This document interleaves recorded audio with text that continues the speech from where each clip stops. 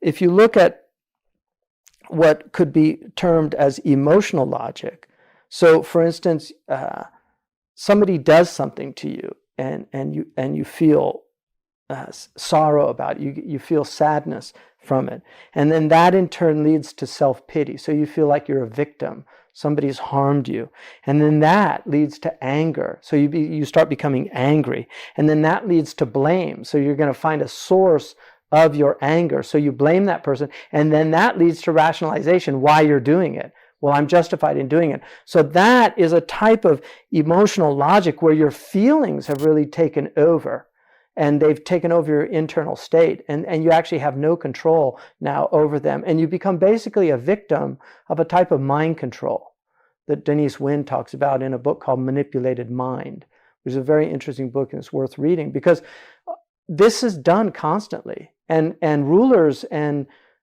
governments use these techniques to manipulate the masses. There's a Chinese manual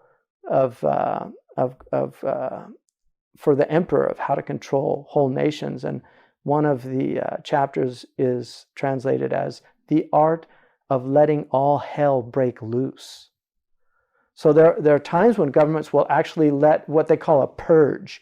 They'll let a society purge itself because they know there's so much pent up frustration that it's kind of bloodletting. So it's like when you lance a boil so that you can diffuse the poison.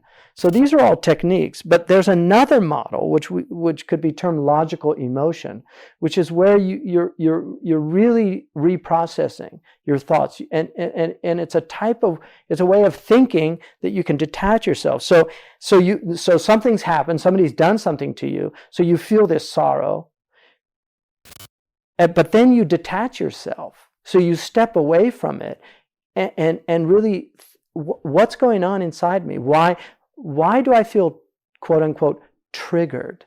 Like what's happening inside of me that this person has taken control of my inner state? So you detach yourself, pull yourself away from it, and then you reflect. And that actually can lead to compassion, where you begin to actually have a different response.